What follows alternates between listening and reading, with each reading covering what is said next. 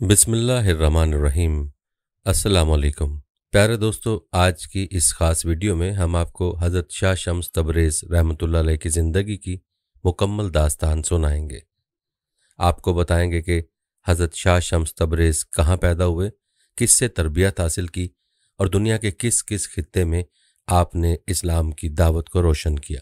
शाह शम्स तबरेज़ रहमतुल्लाह अलैह और सूरज की तपिश का वाक़या क्या है, ये भी आपको सुनाएंगे। और मौलाना जलालुद्दीन रूमी रहमतुल्लाह अलैह ने आपसे क्या फैज़ पाया और मौलाना रूमी की किताबों को तालाब में फेंकने का किस्सा क्या है, इससे भी आपको आगाह करेंगे। इसके अलावा हज़रत शाह शम्स तबरेज़ रहमतुल्लाह अलैह की वफ़ात में पाए जाने वाले इख्तिलाफ़ात से भी आपको आगाह करेंगे और आपको ये भी बताएंगे कि आप रहमतुल्लाह अलैह का मज़ार मुबारक कहाँ है। दोस्तों, जहाँ मौलाना रूम रहमतुल्लाह अलैह का नाम दुनिया की अजीम शख्सियात में जाना पहचाना है, वहीं पर तसव्वुफ़ की दुनिया में शाह शम्स तबरेज़ रहमुल्लाह का नाम भी एक मकाम रखता है। आपको शम्स तबरेज़ी भी कहा जाता है और आप रहमतुल्लाह अलैह मौलाना रूम रहमतुल्लाह अलैह जैसी अजीम हस्ती के रूहानी उस्ताद और रूहानी पेशवा का मकाम रखते हैं।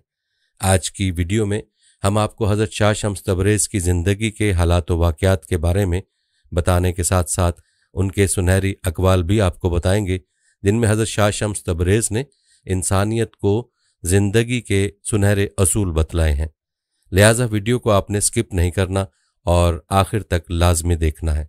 प्यारे दोस्तों, हज़रत शाह शम्स तबरेज़ की इब्तदाई ज़िंदगी के बारे में आपको बताते चलें कि हज़रत शाह शम्स तबरेज़ रहमतुल्लाह अलैह का पूरा नाम मोहम्मद शम्सुद्दीन था। आप रहमतुल्लाह अलैह शहर तबरेज़ के हवाले से शोहरत पाई क्योंकि आपने अपनी ज़िंदगी का एक हिस्सा तबरेज़ में गुजारा था। प्यारे दोस्तों, हज़रत शम्स तबरेज़ 560 हिजरी में ईरान में सब्ज़वार के मकाम पर पैदा हुए और इसी निस्बत से आपको सब्ज़वारी का लक़ब हासिल हुआ। आपके वालिद गिरामी का नाम सैयद सलाहुद्दीन मोहम्मद नूर बख्श रहमतुल्लाह अलैह था। रिवायात के मुताबिक हज़रत शम्स तबरेज़ रहमतुल्लाह अलैह का सिलसिला नस्ब बराह रास्त हज़रत इमाम जाफ़र सादिक रहमतुल्लाह अलैह से मिलता है और इमाम जाफ़र से होता हुआ हज़रत अली रज़ियल्लाहु तआला अन्हु से जा मिलता है। कहा जाता है कि होश संभालते ही हज़रत शम्स तबरेज़ रहमतुल्लाह अलैह को तालीम व तरबियत के लिए उनके चच्चा अब्दुल हादी रहमतुल्लाह अलैह के सुपुर्द कर दिया गया था। चच्चा ने भतीजे पर बहुत मेहनत की, यहाँ तक कि तफसीर, फ़िक़्ह और हदीस के साथ दीगर अलूम से भी आरास्ता कर दिया।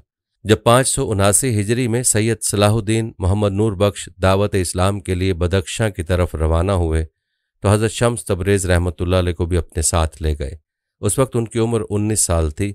बदख्शा में हज़ारों लोगों को हक़ की तालीम दी, फिर तिब्बत कूचक की तरफ गए और सैकड़ों इंसानों को दीन इस्लाम में दाखिल किया। फिर यहाँ से बाप और बेटे ने कश्मीर का रुख किया।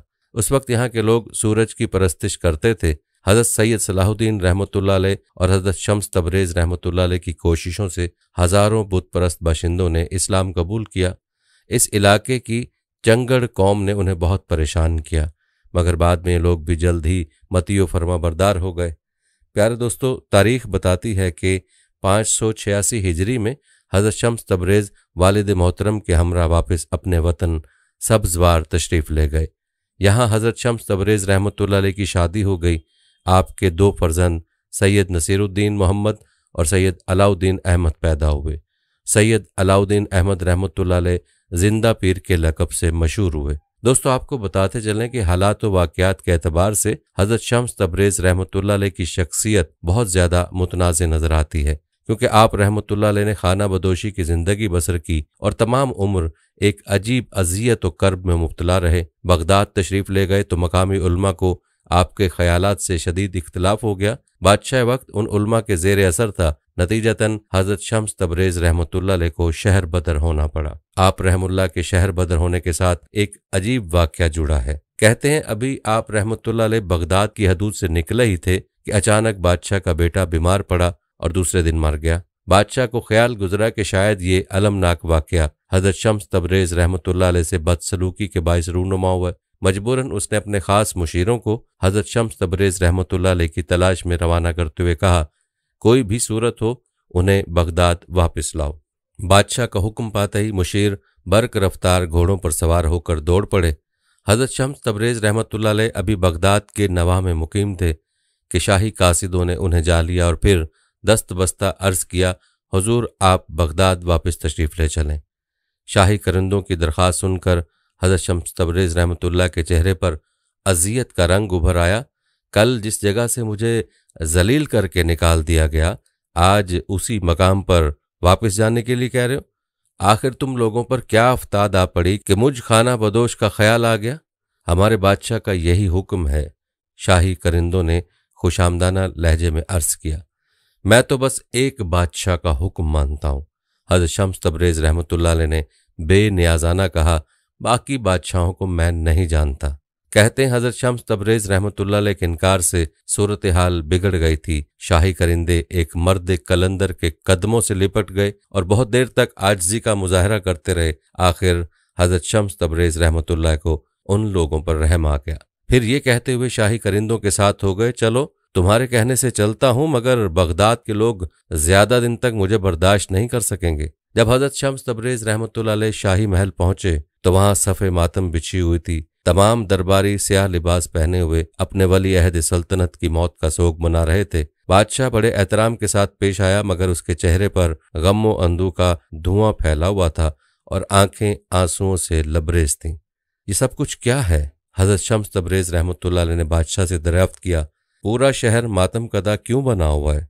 कुछ दिन पहले जब मैं यहाँ से गया था तो बगदाद के दरो दीवार कैफो निशात से झूम रहे थे, मगर आज यहाँ कब्रिस्तान जैसा सन्नाटा है। बादशाह ने कोई जवाब नहीं दिया। खामोशी से हज़रत शम्स तबरेज़ रहमतुल्लाह अलैह को साथ लेकर उस कमरे में पहुंचा जहां उसके महबूब बेटे की लाश रखी हुई थी। हज़रत शम्स तबरेज़ रहमतुल्लाह अलैह ने सवालिया नजरों से बादशाह की तरफ देखा। मेरे जवां मर्ग बेटे की मैयत है, बादशाह ने नमनाक आंखों और लरसते हुए लहजे के साथ कहा। आपके बगदाद से जाते ही ये अचानक बीमार हुआ और देखते ही देखते आगोशे फना में चला गया। मैं समझता हूँ कि ये उसी गुस्ताखी का शाखसाना है जो मैंने आपकी शान में रवा रखी थी। हज़रत शम्स तबरेज़ रहमतुल्लाह अलैह मुस्कुराने लगे। दरवेश के साथ लोग गुस्ताखी के साथ पेश आते ही रहते हैं, मुझे आपसे भी कोई शिकायत नहीं। बादशाह बहुत देर तक माजरत तलब करता रहा। मैंने गुज़श्ता बातों को फरामोश कर दिया। हज़रत शम्स तबरेज़ रहमतुल्लाह अलैह ने उसी बेनियाजी के साथ कहा, अब आप मुझसे क्या चाहते हैं? मैं समझता हूं कि आपकी दिल आज़ारी के सबब मेरा बेटा इस अंजाम को पहुंचा है। शिद्दत गम से बादशाह की आवाज कांप रही थी। मान लिया जाए कि अगर यही बात है तो आपके बेटे को सजा क्यों मिली? गुनाह तो आपने किया था। हज़रत शम्स तबरेज़ रहमतुल्लाह अलैह ने फरमाया, मुमकिन है कि कुदरत ने मेरे लिए यही सजा मुंतखब की हो कि मैं तमाम उम्र बेटे की जुदाई में तड़पता रहूं। बादशाह की आंखों से बहते हुए आंसुओं में कुछ और तेजी आ गई थी। अल्लाह अपने राजों को खुद ही बेहतर जानता है, मैं आपके लिए क्या कर सकता हूं? हज़रत शम्स तबरेज़ रहमतुल्लाह अलैह ने हाकिम बगदाद से सवाल किया। मेरी दरख्वास्त है कि आप मेरे बेटे के हक में दुआए खैर फरमा दें। बादशाह ने बड़े आजिज़ाना लहजे में अर्ज किया, हो सकता है कि आपकी दुआओं से मेरे बेटे को नई जिंदगी मिल जाए। ऐसा होता तो नहीं है, जो चला गया सो चला गया। हज़रत शम्स तबरेज़ रहमतुल्लाह अलैह ने फरमाया, फिर भी तुम्हारी तशफ़ी के लिए अपने मालिक की बारगाह में अर्ज किए देता हूँ। ये कहकर हज़रत शम्स तबरेज़ रहमतुल्लाह अलैह ने आंखें बंद कर लीं। फिर आपके होंठों को जुम्बिश हुई, ऐ अल्लाह, अगर तूने इस लड़के पर मेरी दिल आज़ारी के बाइस मौत मुसल्लत कर दी है तो मैं इसे माफ़ करता हूँ। तू भी इस आजिज़ बंदे मोहम्मद शम्सुद्दीन की खातिर अपने बेपनाह और बेमिसाल फजलो करम का मुजाहरा कर और इस बच्चे को माफ़ कर दे। दोस्तों, रिवायात बताती हैं कि अभी ईवान शाही के उस कमरे में हज़रत शम्स तबरेज़ के अल्फाज की गूंज बाकी थी कि शहजादे के जिस्म को जुम्बिश हुई। फिर वो अपने बिस्तर पर उठकर बैठ गया और हैरत ज़दा नज़रों से चारों तरफ देखने लगा। बादशाह बगदाद कुछ देर तक हैरत और सकूत के आलम में खड़ा रहा। कभी वो हज़रत शम्स तबरेज़ की तरफ देखता और कभी अपने महबूब बेटे की तरफ, जो वादी फना में दाखिल होने के बाद दोबारा इस दुनिया में लौट आया था। यकायक शाह बगदाद की आंखें आंसुओं से लबरेज हो गईं। ये खुशी और अकीदत के आंसू थे। फिर बादशाह बगदाद हज़रत शम्स तबरेज़ रहमतुल्लाह अलैह की कदमों में झुक गया। ये सब कुछ आपकी दुआओं का नतीजा है, हरगिज़ नहीं। हज़रत शम्स तबरेज़ रहमतुल्लाह अलैह ने शाह बगदाद को उठाते हुए कहा, ये तो उस कादर मुतलक की करम नवाजी का अदना मुजाहरा है जो अपनी ज़ात में लाशरीक है। बस उसी का शुक्र अदा करो और उसी की तस्बीह बयान करो। प्यारे दोस्तों, यह हज़रत शम्स तबरेज़ रहमतुल्लाह अलैह की बड़ी करामत थी, मगर यही करामत उनके लिए वबाल जान बन गई। जब उलमाए बगदाद को हजरत शम्स तबरेज रहमतुल्लाह अलैह की वापसी और शहजादे के जिंदा होने की खबर मिली तो वो दोबारा एक नए मंसूबे के साथ उस मर्द कलंदर के खिलाफ सफ़े आरा हो गए। कहा गया है कि ये शोबदाबाजी है और इस्लाम में शोबदाबाजी की कोई गुंजाइश नहीं। शाह बगदाद ने बड़े दलाइल के साथ हजरत शम्स तबरेज रहमतुल्लाह अलैह का दिफा किया। अगर ये शोबदाबाजी है तो फिर आप में से कोई शख्स बगदाद के अवाम के सामने ऐसा कोई मुजाहरा पेश कर दे, फिर मैं समझ लूंगा कि हजरत शम्स तबरेज रहमतुल्लाह अलैह शोबदाबाज हैं। हम अहले ईमान हैं और हमें शोबदाबाजी से कोई निस्बत नहीं। उलमाए बगदाद ने बैक ज़बान कहा, शम्स तबरेज ने पहले अपनी साहराना कुव्वतों से शहजादे को बेहोश कर दिया, फिर खुद ही जादू के असर को ज़ायल कर दिया। नतीजतन शहजादा होश में आ गया और सादा लो अवाम समझने लगे कि वली अहद सल्तनत एक मर्द खुदा की दुआओं से दोबारा जिंदा हो गया। ये सब फरेब नज़र है, इसी को शोबदाबाजी कहते हैं और इसी का नाम जादूगरी है। अगर वो शख्स ऐसा ही मुस्तजाबुद्दावात है तो फिर किसी कब्रिस्तान में जाकर दुआ के लिए हाथ उठा दे और उन मुर्दों को जिंदा कर दे जो बरसों से गहरी नींद सो रहे हैं। प्यारे दोस्तों, ये अजीब ही बहस की फिजा थी। शाह बगदाद ने हजरत शम्स तबरेज रहमतुल्लाह अलैह की बहुत हिमायत की, मगर उलमाए बगदाद यही कहते रहे वो एक साहिर है और इस्लाम में साहिरी हराम है। बिलाखिर एक तवील बहस के बाद उलमाए बगदाद ने हजरत शम्स तबरेज रहमतुल्लाह अलैह पर कुफ्र का फतवा लगा दिया और मुतालबा किया कि उनकी खाल खिंचवा कर बगदाद से बाहर निकाल दिया जाए। कहते हैं बगदाद के तमाम अरकान सल्तनत भी उलमा के हमनवा थे। अंजामकार बादशाह की मर्जी के खिलाफ भरे मजमे में हजरत शम्स तबरेज रहमतुल्लाह अलैह की खाल खींच ली गई और इस हालत में बगदाद से निकाल दिया गया कि पूरा जिस्म लहूलुहान था। वली अहद सल्तनत शहजादा मोहम्मद को हजरत शम्स तबरेज रहमतुल्लाह अलैह से बहुत अकीदत थी। जब आप शहर बदर हुए तो शहजादा मोहम्मद भी आपके हमरा था। रुखसत होते वक्त उसने अपने उमराए सल्तनत को मुखातिब करते हुए कहा था, जिस मुल्क में हजरत शम्स तबरेज रहमतुल्लाह अलैह जैसे साहिब कमाल के साथ ये सलूक किया जाए वो एक लानत कदा है और मैं इस लानत कदे में सांस लेना भी गुनाह समझता हूँ। ये कहकर शहजादा मोहम्मद हजरत शम्स तबरेज रहमतुल्लाह अलैह के साथ बगदाद की हदूद से निकल गया। प्यारे दोस्तों, कहते हैं बगदाद से निकलकर हजरत शम्स तबरेज रहमतुल्लाह अलैह ने हिंदुस्तान का रुख किया और तवील मसाफत तय करके मुल्तान पहुंचे और फिर इसी तारीखी शहर में सकून पजीर हो गए। दोस्तों, आप रहमतुल्लाह अलैह की मुल्तान में आमद के हवाले से भी एक अजीब और हैरत अंगेज वाक़या यूं नकल किया जाता है। कहते हैं उस वक्त मशहूर बुजुर्ग हजरत बहाउद्दीन ज़करिया मुल्तानी रहमतुल्लाह अलैह हयात थे।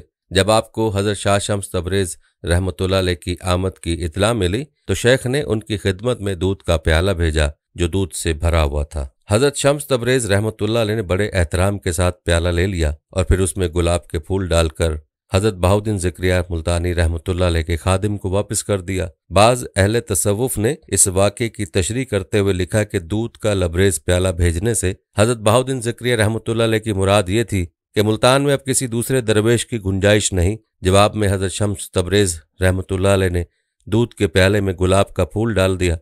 इससे उनका मकसद ये था कि वो मुल्तान में फूल बनकर रहेंगे, यानी उनकी ज़ात से किसी को ज़रर नहीं पहुँचेगा। और फिर सारी उम्र हजरत शम्स तबरेज रहमतुल्लाह अलैह अपने अहद पर कायम रहने की कोशिश की। लेकिन दोस्तों, मुल्तान के लोगों ने भी अहले बगदाद की तरह आपकी शदीद मुखालफत की।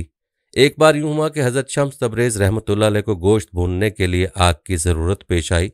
आपने शहजादा मोहम्मद को आग लाने के लिए भेजा, मगर पूरे शहर में किसी ने आग नहीं दी। एक संगदिल शख्स ने तो शहजादे को इतना मारा कि उसके दिलकश चेहरे पर जख्मों के निशानात उभर आए।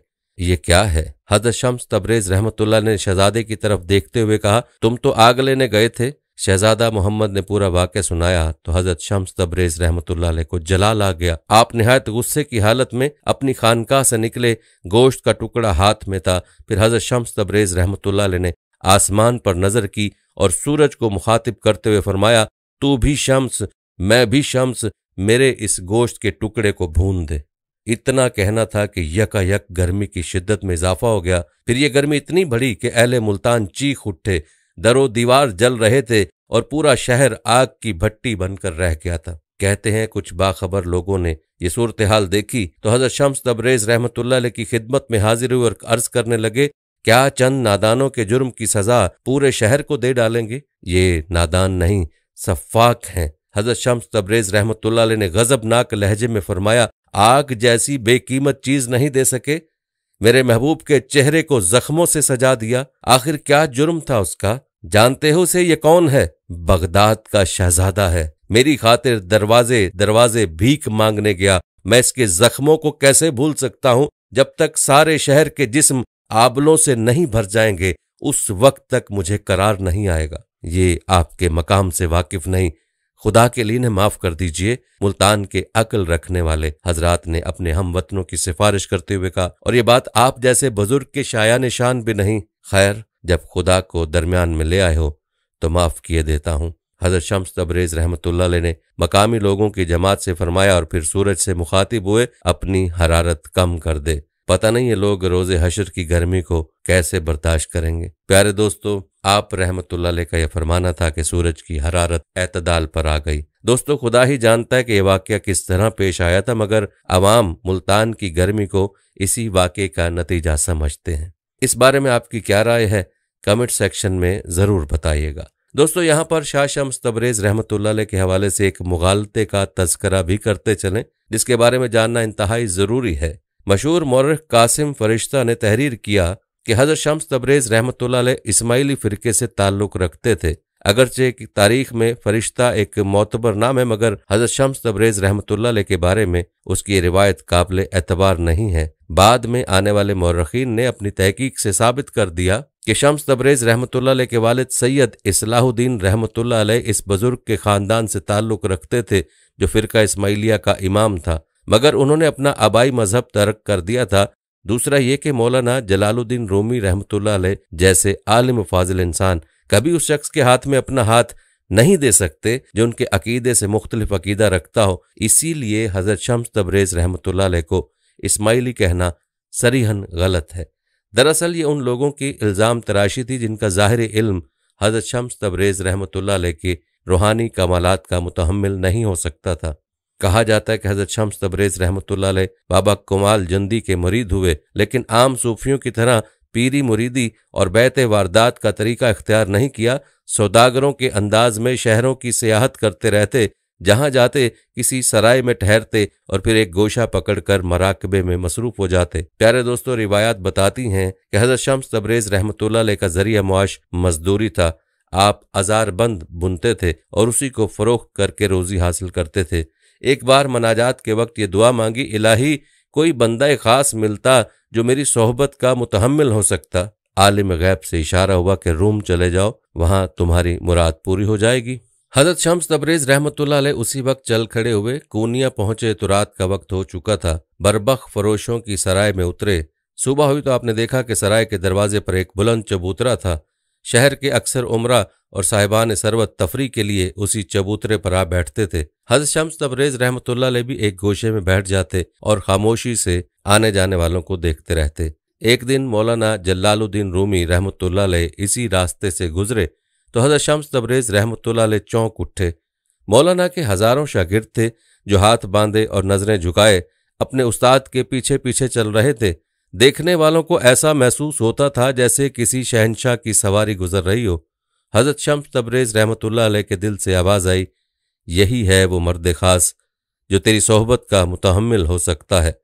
जब मौलाना जलालुद्दीन रूमी रहमतुल्लाह अलैह चले गए तो हजरत शम्स तबरेज रहमतुल्लाह अलैह ने किसी मकामी बाशिंदे से पूछा, ये साहिब कौन हैं जो अभी अभी यहाँ से गुजरे हैं?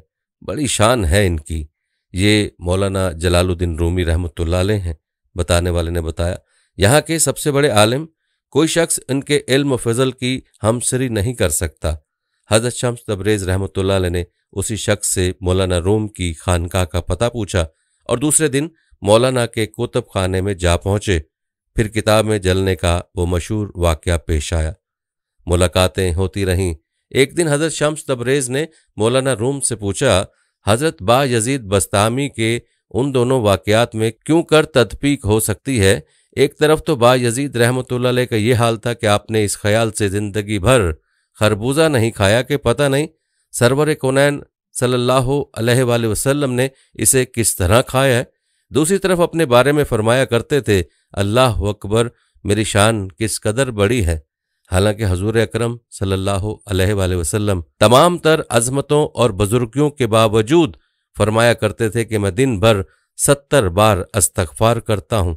जवाब में मौलाना रूम रहमतुल्लाह अलैह ने फरमाया, अगरचे बायजीद बस्तामी बहुत पाए के बुजुर्ग थे, लेकिन मकाम वलायत में वो एक खास दर्जे पर ठहर गए थे और इस दर्जे की अजमत के जेर असर उनकी जुबान से ऐसे अल्फाज निकल जाते थे। इसके बरक्स रिसालत माप सल्लल्लाहु अलैहि वसल्लम मनाजिल तकरीब में बराबर एक पाए से दूसरे पाए पर चढ़ते जाते थे, इसलिए जब बुलंद पाए पर पहुंचते तो पहला पाया इस कदर पस्त नजर आता था कि उससे अस्तगफार करते थे।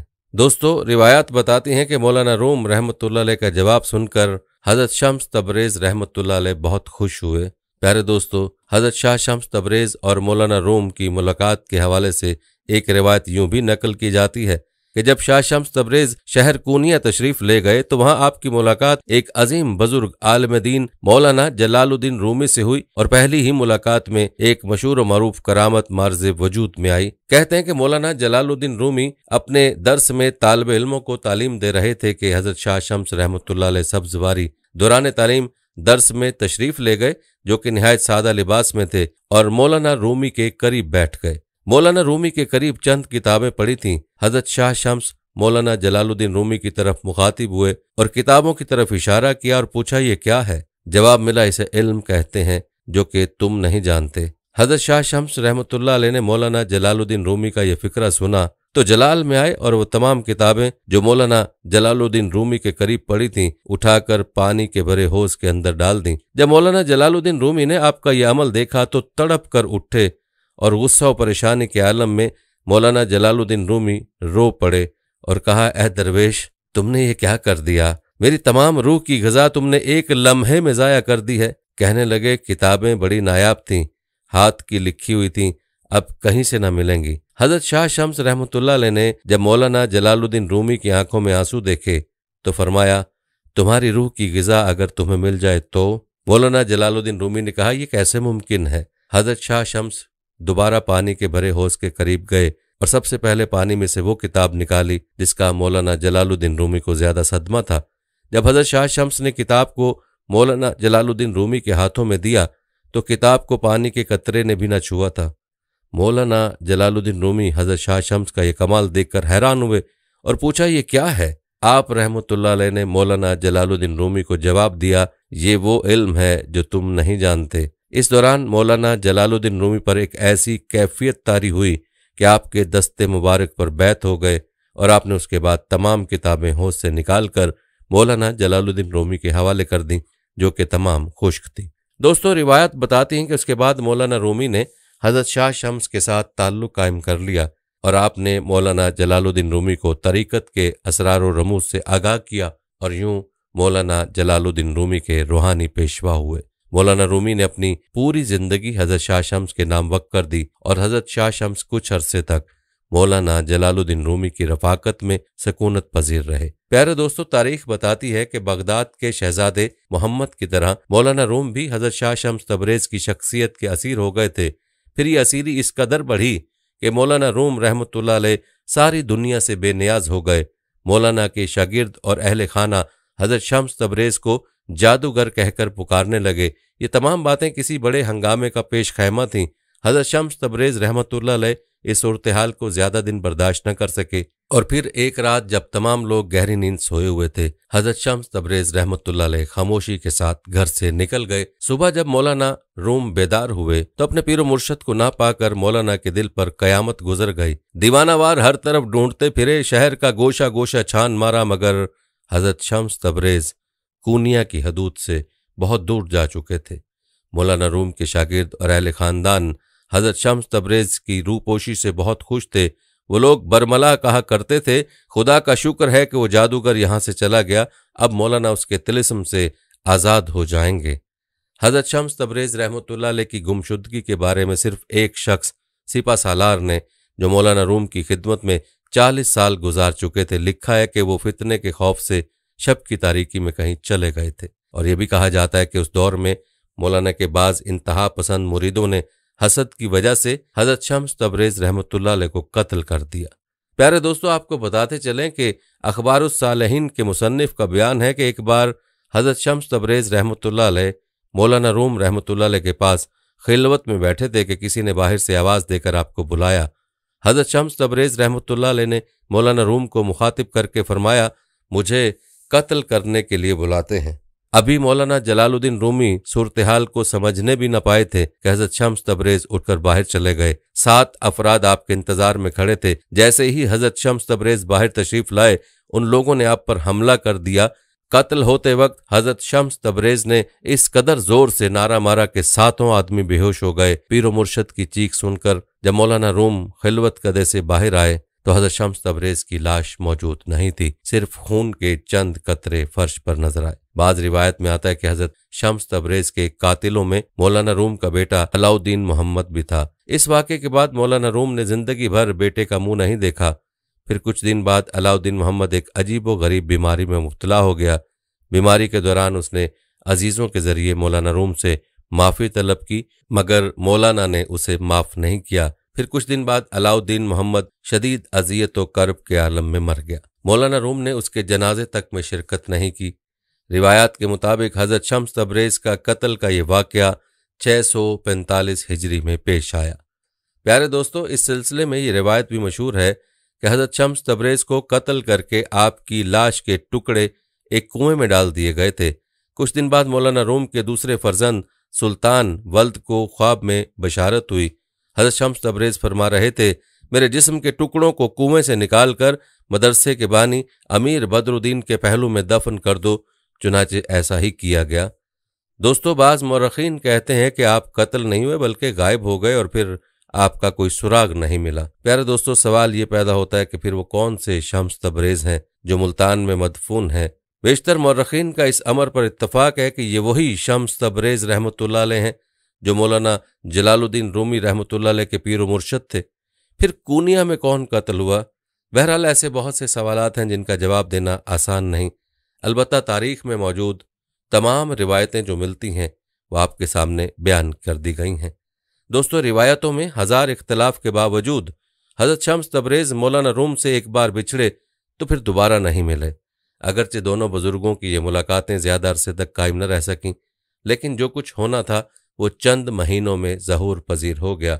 हज़रत शम्स तबरेज़ रहमतुल्लाह अलैह की एक निगाह का यह असर था कि मौलाना रूम जैसे आलिम आखिरी सांस तक उस मर्द कलंदर की शख्सियत के तिलिस्म से आज़ाद ना हो सके, मगर ये उनका खाम ख्याल था। मौलाना रूम की बेकरारियां कुछ और बढ़ गईं। रातें पहले भी बेआराम गुजरती थीं, अब मुकम्मल बेख्वाब हो गईं। पहले मौलाना के दिल में सोजो गुदाज पिन्हा था, अब आंखों से भी उसका इजहार होने लगा था।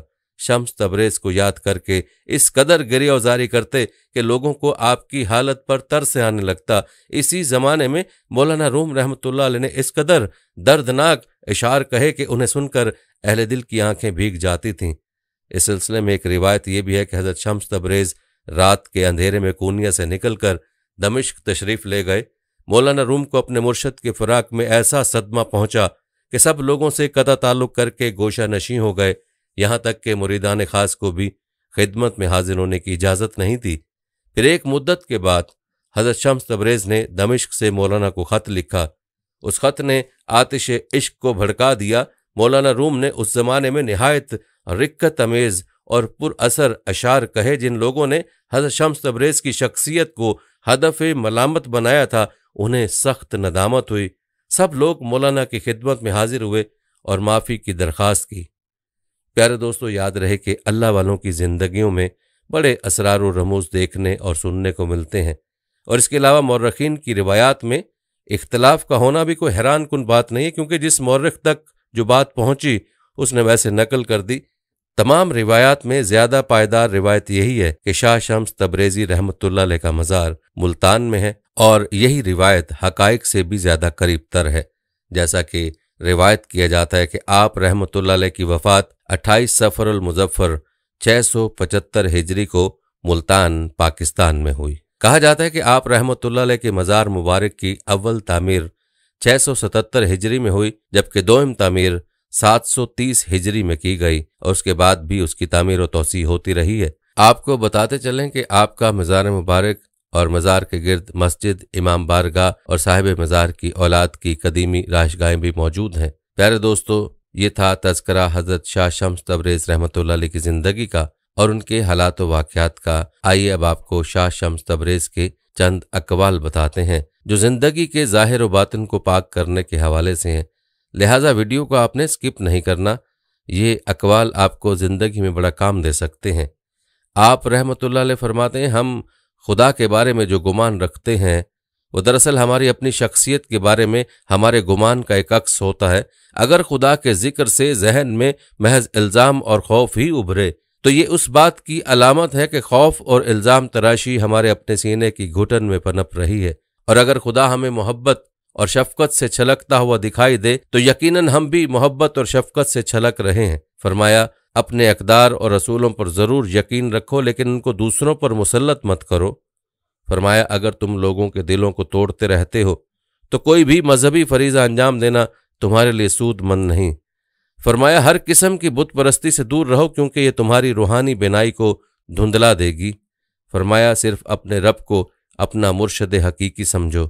फरमाया, इल्म और मार्फत ज़रूर हासिल करो लेकिन उन अलूम व मारिफ को अपनी ज़िंदगी का मकसद मत बनाओ।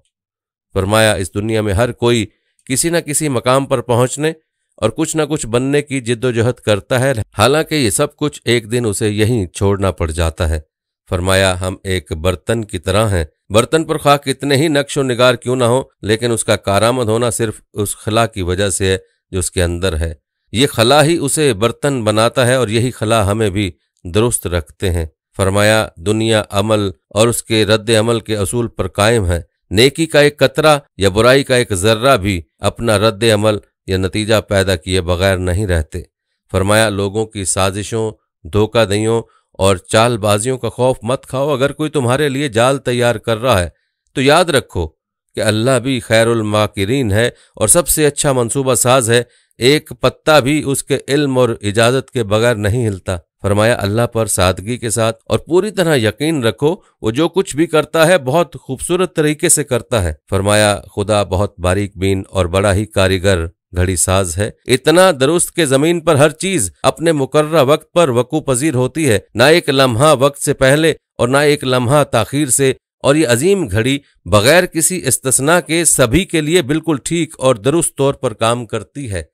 फरमाया, हर एक के लिए मोहब्बत और मौत का एक लम्हा मुकर्रर है। फरमाया, कोई हर्ज नहीं अगर जिंदगी के किसी भी मरहले में हम अपने आप से ये सवाल पूछें कि क्या मैं अपने तर्ज जिंदगी और अपनी रविश बदलने के लिए तैयार हूं? क्या मैं अपना आप बदलने के लिए तैयार हूं? फरमाया, अगर दुनिया में हमारी जिंदगी का एक दिन भी गुजरे हुए दिन के मुसावी गुजरे तो बड़ी हसरत का मकाम है।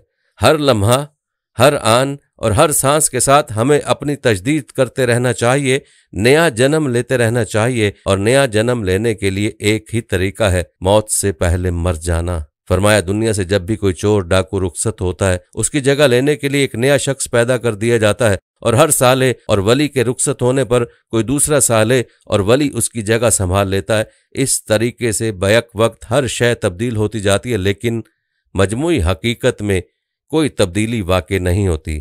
फरमाया, मोहब्बत के बगैर जिंदगी बेमानी है। फरमाया, मोहब्बत का कोई उन्वान नहीं होता, ना ही कोई मखसूस तारीफ, ये तो एक सादा और खालिस चीज है बस। फरमाया, मोहब्बत आब हयात भी है और आतिश की रूह भी है। जब आतिश आब से मोहब्बत करती है तो कायनात एक मुख्तलिफ रूप और नए अंदाज में ज़हूर पजीर हो जाती है। फरमाया, सच्चाई का रास्ता दरअसल दिल का रास्ता है, दिमाग का नहीं। अपने दिल को अपना अव्वलीन मुर्शद बनाओ, अक्ल को नहीं। फरमाया, अपने नफ्स का सामना और मुकाबला करने के लिए दिल की मदद लो क्योंकि तुम्हारी रूह पर ही खुदा की मार्फत का नजूल होता है। फरमाया, कुरान पढ़ने वाला हर शख्स कुरान को अपने फहम व अदराक की गहराई के मुताबिक ही समझ पाता है। कुरान की फहम के 4 दर्जात हैं। पहला दर्जा ज़ाहिरी मानी है और ज़्यादातर अक्सरियत इसी पर कनात किए हुए। दूसरा दर्जा बातनी मानी का है। तीसरा दर्जा उन बातनी मानों का बतन है और चौथा दर्जा इस कदर अमीक मानों का हामिल है कि ज़बान उनके बयान पर कादिर नहीं हो सकती, चुनाचे ये नाकाबिले बयान है। फरमाया, उलमा फ़िक़हा जो शरीयत के अहकामात पर गौर व खोज करते रहते हैं ये पहले दर्जे पर हैं। दूसरा दर्जा सूफिया का है, तीसरा दर्जा औलिया का है, चौथा दर्जा सिर्फ अंबिया मुरसलीन और उनके रब्बानी वारसिन का है, बस तुम किसी इंसान के अल्लाह ताला के साथ ताल्लुक और उस ताल्लुक की नौयत को अपने कयास से जानने की फिक्र न किया करो। फरमाया हर शख्स का अपना अपना रास्ता है और इजहार बंदगी की एक अपनी नौयत है। खुदा भी हमारे अल्फाज व अमाल को नहीं बल्कि हमारे दिलों को देखता है। ये मजहबी रसूम और रिवाज बजाते खुद मकसूद नहीं है, असल चीज़ तो दिल की पाकीज़गी है। फरमाया तुम कायनात की हर शय और हर शख्स में खुदा की निशानियां देख सकते हो, क्योंकि खुदा सिर्फ किसी मस्जिद, मंदिर या किसी गिरजे तक महदूद नहीं है। लेकिन अगर फिर भी तुम्हारी तसल्ली ना हो तो खुदा को किसी आशिके सादिक के दिल में ढूंढ लो। फरमाया अक्ल और दिल दो मुख्तलिफ चीजें हैं। अक्ल लोगों को किसी न किसी बंधन में जकड़ती है और किसी चीज को दांव पर नहीं लगाती, लेकिन दिल हर बंधन से आजाद होकर अपना आप दांव पर लगा देता है।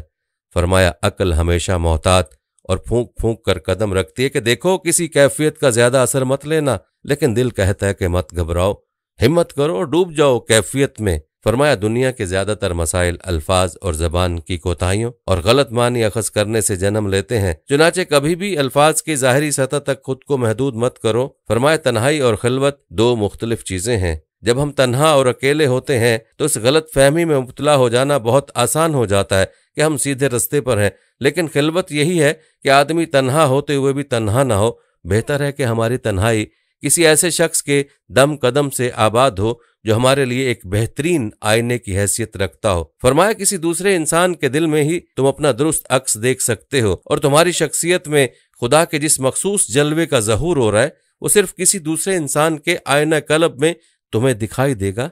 फरमाया जिंदगी में कुछ भी हो जाए, जिंदगी कितनी ही दुश्वार क्यों न लगने लगे, मायूस कभी मत होना। यकीन रखो कि जब हर दरवाजा बंद हो जाए तब भी खुदावंद करीम अपने बंदे के लिए कोई न कोई नई राह जरूर खोल देता है। फरमाया हर हाल में शुक्र करो। जब सब कुछ अच्छा जा रहा हो उस वक्त शुक्र करना बहुत आसान है, लेकिन एक सूफी न सिर्फ इन बातों पर शुक्र गुजार होता है जिनमें उसके साथ अता और बख्शिश का मामला गुजरे, बल्कि उन तमाम बातों पर भी शुक्र अदा करता है जिनसे उसे महरूम रखा गया हो। फरमाया अता हो या मना, हर हाल में शुक्र करो। फरमाया सब्र उस बात का नाम नहीं है कि इंसान बेबसी के हाथों बर्दाश्त के अमल से गुजरता रहे, बल्कि सब्र का मतलब यह है कि इंसान इतना दूर अंदेश और वसी निगाह का हामिल हो कि मामलात का अंजाम पर नजर रखते हुए रब पर भरोसा करे। सब्र क्या है? फरमाया सब्र यह है कि जब तुम कांटे को देखो तो तुम्हें फूल भी दिखाई दे, जब रात के घुप अंधेरे पर नजर पड़े तो उसमें सुबह सादिक का उजाला भी दिखाई दे। और फरमाया बेसब्री यह है कि इंसान इतना कोताबीन और कम नजर हो कि मामले के अंजाम पर नजर डालने से कासिर रह जाए। फरमाया आशिकाने इलाही सब्र का दामन कभी हाथ से नहीं छोड़ते, क्योंकि वो अच्छी तरह जानते हैं कि पहली के बारीक चांद को पूरे चांद में तब्दील होने के लिए कुछ वक्त जरूर गुजारना पड़ता है। फरमाया जिस तरह एक माँ को बच्चे की पैदाइश के लिए दर्द व कर्ब के मरहले से गुजरना पड़ता है, इसी तरह एक नई शख्सियत को जन्म देने के लिए तकालीफ जरूर उठानी पड़ती हैं। फरमाया मोहब्बत की तलाश हमें तब्दील करके रख देती है। राह इश्क में ऐसा कोई मुसाफिर नहीं गुजरा जिसे उस राह ने कुछ न कुछ पुख्तगी न अता की हो। जिस लम्हे तुम मोहब्बत की तलाश का सफर शुरू करते हो तुम्हारा जाहिर और बातिन तब्दीली के अमल से गुजरना शुरू हो जाता है। फरमाया आसमान पर शायद इतने सितारे ना हो जितने दुनिया में झूठे और नाकिस शेयूख पाए जाते हैं। तुम कभी भी किसी सच्चे मुर्शद को किसी ऐसे मुर्शद से मत मिलाना जो नफ्स का पुजारी हो और अपनी जात का असीर हो। फरमाया एक सच्चा मुर्शद कभी भी तुम्हें अपनी जात का असीर बनाने की कोशिश नहीं करेगा और ना ही अपने नफ्स के लिए तुमसे ताबेदारी और तारीफ व तौसीफ का तकाजा करेगा, बल्कि उसके बरक्स वो तुम्हें तुम्हारी असल और हकीकी शख्सियत से मुतारिफ करवाएगा। फरमाया सच्चे और कामिल मुर्शद तो किसी शीशे की मानद शफाफ होते हैं ताकि खुदा का नूर उनमें से कामिल तौर पर छन कर तुम तक पहुंच सके। फरमाया जिंदगी में जो भी तब्दीली तुम्हारे रास्ते में आए उसके इस्तकबाल के लिए तैयार रहो, उसकी मजाहमत मत करो, बल्कि जिंदगी को इस बात का मौका दो कि तुम में से गुजर कर अपना रास्ता बना सके। फरमाया इस बात की फिक्र मत करो कि जिंदगी में नशेब व फराज आ रहे हैं, तुम्हें क्या पता कि आने वाली तब्दीली तुम्हारे हक में बेहतर है या मौजूदा हालत। फरमाया एक बुलंद व बरतर जात और हर तरह के नक्श से पाक खुदा से मोहब्बत करना बज़ाहिर तो आसान सी बात मालूम होती है, लेकिन उससे कहीं ज्यादा मुश्किल बात यह है कि इंसान अपने अबनाए जिन्स से मोहब्बत करे जिनमें हर तरह की कमजोरियां और खामियां पाई जाती हैं। फरमाया मोहब्बत के बगैर कोई मार्फत नहीं होती। फरमाया जब तक हम अल्लाह की तख्लीक से मोहब्बत करना नहीं सीखते तब तक हम इस काबिल नहीं हो सकते कि अल्लाह से हकीकी तौर पर मोहब्बत कर सकें और उसको जान पाएं। फरमाया असल नापाकी तो अंदर की नापाकी है, बाकी सब तो आसानी से धुल जाता है। गर्दो गुबार की बस एक ही किस्म है जो पाकीज़ा पानी से साफ नहीं हो पाती, और वो है नफरत और तासुब के धब्बे जो रूह को आलूदा कर देते हैं। फरमाया तुम तर्क दुनिया से और रोजे रखने से अपने बदन का तज़किया तो हासिल कर सकते हो, लेकिन कल्ब का तज़किया सिर्फ मोहब्बत से ही होगा। फरमाया पूरी की पूरी कायनात एक इंसान के अंदर मौजूद है। तुम और तुम्हारे इर्द गिर्द जो कुछ तुम्हें दिखाई देता है, तमाम चीज़ें खा तुम्हें पसंद हो या नापसंद, तमाम लोग खा तुम्हें उनके लिए रगबत महसूस करते हो या कराहत, ये सब के सब तुम्हारे अपने अंदर किसी न किसी दर्जे में मिलेंगे। फरमाया शैतान को बाहर मत देखो बल्कि अपने अंदर तलाश करो। शैतान कोई ऐसी गैर मामूली कुव्वत नहीं जो तुम पर बाहर से हमलावर होती है, बल्कि तुम्हारे अंदर से उभरने वाली एक मामूली सी आवाज का नाम है। फरमाया अगर तुम पूरी मेहनत और दयानत से कभी अपनी जात के रोशन और तारीक गोशों को देखने के काबिल हो जाओ तो तुम पर एक अजीम और बरतर शऊर का दरीचा खुलेगा। फरमाया जब कोई शख्स अपने आप को जान लेता है तो अपने रब को भी जान लेता है। फरमाया अगर तुम चाहते हो कि लोग तुम्हारे साथ अपने बर्ताव को और रवैये को तब्दील कर दें तो उसके लिए पहले तुम्हें उस रवैये को तब्दील करना होगा जो तुम अपने आप के साथ रवा रखे हुए हो। फरमाया जब तक तुम अपने आप से पूरे खुलूस से और पूरी तरह मोहब्बत करना नहीं सीखते, बहुत मुश्किल है कि तुम्हें मोहब्बत नसीब हो। फरमाया इस बात पर परेशान मत हो कि रास्ता कहाँ लेकर जाएगा, बल्कि अपनी तवज्जो अपने पहले कदम पर रखो। यही तुम्हारी जिम्मेदारी है और यही सबसे मुश्किल काम है। जब पहला कदम उठा लिया तो फिर उसके बाद हर शय को अपने कुदरती अंदाज में काम करने दो और तुम देखोगे कि रास्ता खुद ब खुद खुलता जाएगा। फरमाया बहाव के साथ मत बहो बल्कि खुद एक लहर बन जाओ जिसका अपना एक बहाव होता है। फरमाया उसने हम सब को अपनी सूरत पर पैदा किया, लेकिन उसके बावजूद हम सब एक दूसरे से मुख्तलिफ और यकता मुमताज हैं। कोई भी दो इंसान एक जैसे नहीं। फरमाया कोई भी दो दिल यकसा तौर पर नहीं धड़कते। अगर वो चाहता कि सब लोग एक जैसे हो जाएं तो उनको एक जैसा ही बनाता। चुनाचे अब उनके इख्तलाफात की तौहीन करना और अपने अफकार को दूसरों पर मुसल्लत करने की कोशिश करना दरअसल परवरदिगार आलम की कज़ा व कदर और बुलंद पाया हिकमत की तौहीन के मुतरादिफ है। फरमाया जो कुछ भी हम करते हैं उसमें असल किरदार तो हमारे दिल का है, हमारे अंदर का है, जाहिर का नहीं। फरमाया सूफी लोगों को उनके हुलिया और उनके वज़ाकता से नहीं जानते। जब एक सूफी किसी पर अपनी निगाह जमाता है तो वह दरअसल अपनी दोनों आंखों को बंद कर चुका होता है और एक तीसरी आंख से जो उसके कल्ब में है उस मंजर के अंदर का जायजा ले रहा होता है। फरमाया जिंदगी तो उधार की मानद नापायदार है और असल हकीकत का एक धुंधला सा खाका और नकल है। फरमाए जिंदगी में हर किस्म की इंतहाओं से दूर रहो, क्योंकि इंतहा पसंदी तुम्हारे अंदरूनी तवाज़ुन को बिगाड़ देती है। सूफी अपने रवैयों में इंतहा पसंद नहीं होते बल्कि मुतवाज़िन और नरम होते हैं। फरमाया परवरदिगार की सल्तनत में इंसान को बहुत खास मकाम व मर्तबा हासिल है। अल्लाह ने खुद कहा है और मैंने उसके अंदर अपनी रूह में से फूंक दिया, यानी हम में से हर एक को इस काबिलियत के साथ पैदा किया गया कि उसका खलीफा बन सके। फरमाया अपने आप से पूछो कि क्या तुम्हारे अमाल उसके खलीफा जैसे हैं। फरमाया हम पर लाजिम है कि हम उस रहमानी रूह को जो हम में फूंकी गई है को अपने अंदर दरियाफ्त करें, पहचानें और उसके साथ जिएं। फरमाया जन्नत और दोजख के बारे में फिक्रमंद रहना छोड़ दो, क्योंकि जन्नत और दोजख यही हैं, इसी लम्हे मौजूद में। फरमाया जब भी हम मोहब्बत महसूस करते हैं जन्नत का एक जीना तय करते हैं, और जब भी नफरत, हसद और झगड़े में पड़ते हैं दोजख की लिपटों की जद में होते हैं। फरमाया क्या इससे भी बदतर कोई दोजख हो सकती है? जब कोई शख्स अपने दिल की गहराइयों में एहसास पाए कि उससे कोई बेहद गलत और बुरा काम सरजद हो गया, उस शख्स से पूछ कर देखो, वो तुम्हें बताएगा कि दोजख किसे कहते हैं। और फरमाया क्या इससे बड़ी भी कोई जन्नत हो सकती है जब किसी शख्स पर खास लम्हात में वो सकीनत नाजिल होती है, जब उस पर कायनात के दरीचे कुशादा होते हैं और इंसान अपने रब के साथ कुर्ब की हालत में अब्दियत के इसरार से हमकिनार होता हो। पूछो उस शख्स से, वो तुम्हें बताएगा कि जन्नत क्या होती है। फरमाया कायनात एक वजूद वाहिद है, यहाँ हर कोई अपने अपने वाकयात के गैर मरई धागों से एक दूसरे के साथ लिपटा हुआ है। फरमाया किसी को दुख ना दो, नरमी और शफकत का बर्ताव रखो, किसी की पीठ पीछ उसकी बुराई मत करो, खा एक बेजरर सा जुमला ही क्यों ना हो। फरमाया अल्फाज जो एक बार हमारी जुबानों से निकल आते हैं वो कभी फना नहीं होते, बल्कि एक लामहदूद वुस्सत में हमेशा के लिए महफूज हो जाते हैं और अपने मुकर्ररा वक्त में वापस हम तक आन पहुंचते हैं। बिलाखिर किसी भी आदमी की तकलीफ हम सबको एक इज्तिमाई दुख में मुब्तला कर जाएगी और किसी भी आदमी की खुशी हम सब के होंठों पर मुस्कान का बाइस बनेगी। फरमाए दुनिया उस बर्फानी पहाड़ की तरह है जहां बुलंद की गई हर आवाज पहाड़ों से टकराकर बाजगश्त की सूरत में वापस हम तक पहुंचती है। जब भी तुम कोई अच्छी या बुरी बात करोगे तुम तक वापस जरूर पलट कर आएगी। फरमाया तकदीर का यह मतलब नहीं कि तुम्हारी जिंदगी को मुकम्मल तौर पर बांध कर रख दिया गया है। हर बात को मुकद्दर पर छोड़ देना और कायनात के साथ हम आहंग होने की कोशिश न करो। हर बात को मुकद्दर पर छोड़ देना और कायनात के साथ हम आहंग होने की कोई कोशिश ना करना महज जहालत की अलामत है। फरमाया सच्चा सूफी ऐसा फर्द है कि अगर उस पर कोई नाहक तोहमत लगाई जाए और हर समत से उस पर मलामत की बौछार हो तब भी वो सब्र के साथ ये सब झेलता है और तनकीद करने वालों के खिलाफ एक लफ्ज मुंह से नहीं निकालता, वो इल्जाम के जवाब में इल्जाम नहीं लगाता। फरमाया कोई सूफी का मुखालिफ और दुश्मन हत्ता के गैर हो भी कैसे सकता है जब उसके नजदीक किसी गैर का कोई वजूद ही नहीं, वो तो खुद अपने नफ्स से मादूम है। चुनाचे वो किस तरह किसी को अपना दुश्मन या मुखालिफ समझे जब वहां सिर्फ और सिर्फ एक ही वाहिद जात की जलवा नुमाई है। फरमाया अगर तुम अपना ईमान मजबूत करना चाहते हो तो उसके लिए तुम्हें अपने अंदर की सख्ती दूर करना होगी। फरमाया चट्टान की तरह मजबूत ईमान के लिए किसी परिंदे के परों से भी ज्यादा नर्म दिल दरकार है। फरमाया जिंदगी में बीमारियां, हादसात, नुकसान, तमन्नाओं का टूटना और इस किस्म के कई दीगर मामलात हमारे साथ इसीलिए पेश आते हैं ताकि हमें रिक्कत कल्ब अता करें, हमें खुद गर्जियों से निकाल लें, नुक्ताचीनी के रवैये तब्दील करें और हमें कुशादा दिली सिखाएं।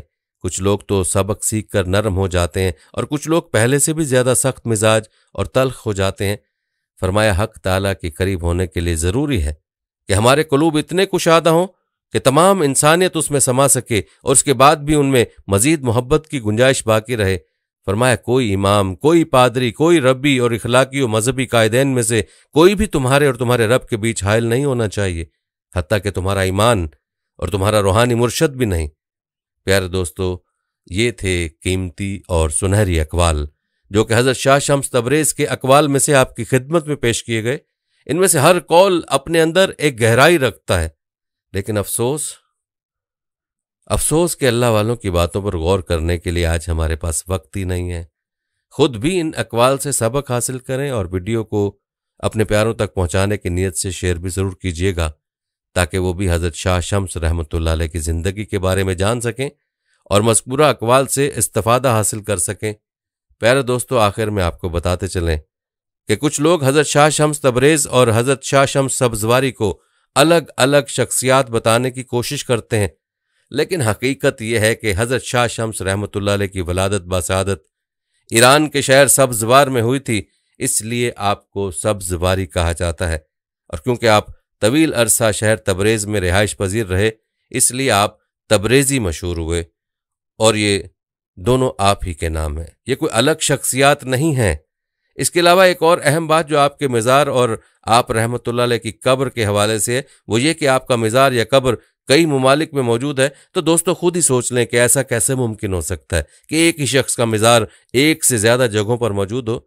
इसकी हकीकत यह है कि आप रहमतुल्लाह अलैह का शुमार दुनिया के चंद मशहूर औलिया कराम में शुमार होता है और आप तबलीग इस्लाम की खातिर मुख्तलिफ मुल्कों में जाकर लोगों की इस्लाह किया करते थे। जब वहां के लोग दर से इखलाक पा लेते या फिर अल्लाह के हुक्म से करामत दिखाकर वहां से कूच कर जाया करते थे और वहां के लोग आपको ढूंढते रहते थे। जब आप ना मिलते तो वहां के लोग उस जगह जहां आप तशरीफ फरमा हुआ करते थे उसे महफूज कर लिया करते थे और जब उन्हें यकीन हो जाया करता था कि अब आप दुनिया में नहीं रहे तो वहां के लोग आपका उस जगह पर मकबरा बना दिया करते थे।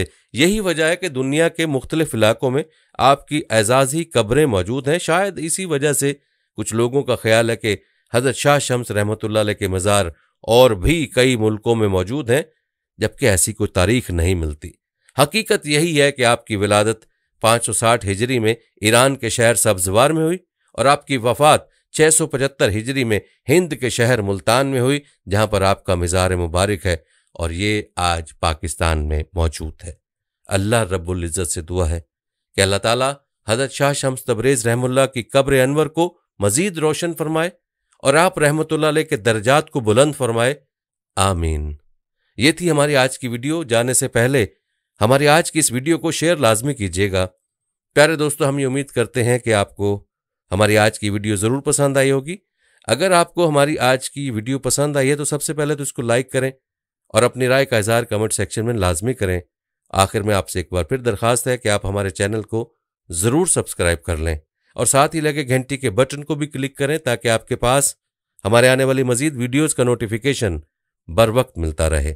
अल्लाह ताला आपको अपनी हिफ्ज़-ओ-मान में रखे। आमीन।